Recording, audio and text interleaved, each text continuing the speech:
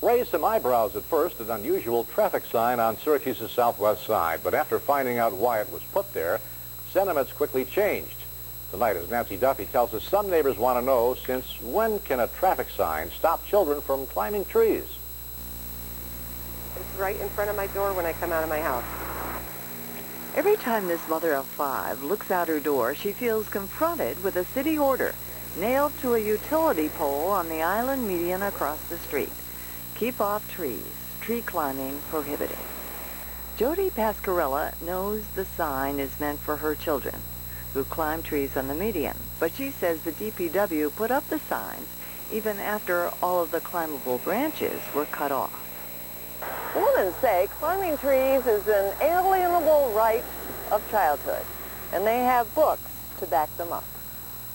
These aren't law books, they're kids' books, and in every one of them, it shows kids climbing trees.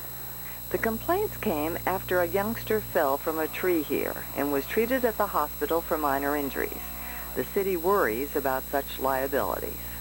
Well, there were some issues, some neighborhood complaints, and based upon neighbor responses, the city looked at the situation, the fact that it was in a public right-of-way, it was in the city median with traffic concerns. Well, I'm just concerned that my concerns weren't taken as seriously as somebody who was able to have this done with no petition from the neighborhood and no knowledge at all as a taxpayer. This country was founded on freedoms, and that's why our forefathers signed the Constitution, and I don't think that it's up to the mayor to tell us, to tell our children not to climb trees.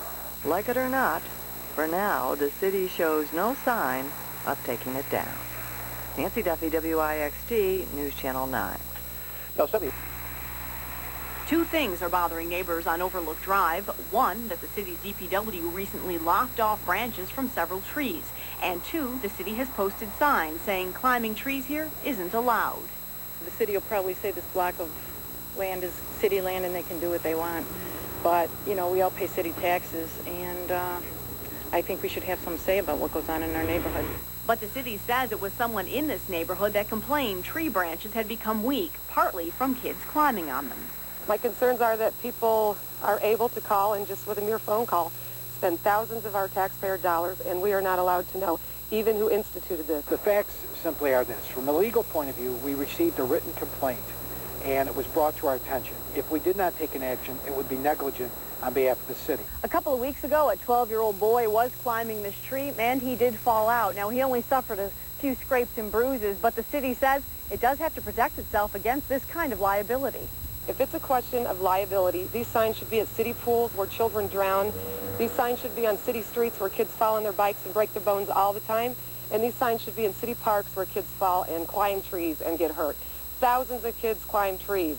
My children should not be singled out by this sign. In other areas of the city where we've had the problems, for example, of kids climbing the fence at swimming pools, we do post signs that talk about swimming. And we do post signs in other areas where it's brought to our attention about no ball playing or no sledding. So we do it where it becomes necessary. The city says its #1 concern is public safety. So for now, these signs will stay. In Syracuse, Maria Damiano, NBC3 Action News. Meanwhile, several neighbors tell us they plan to continue fighting City Hall until the no tree climbing signs come down. Well, crews are searching for a missing 3-year-old. Tree branches had been weakened, partly because kids have been climbing on them. Neighbors were told the signs went up to protect the city from liability.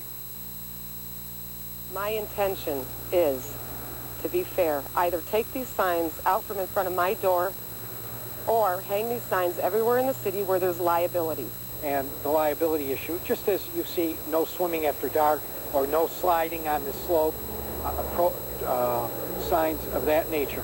But the most important factor in the Bernardi administration, the decision that drove it, was the public safety, particularly of the children who would be playing in this area. Overlook Drive neighbors say they still want the signs taken down and will continue fighting City Hall until that happens. Well, still ahead live.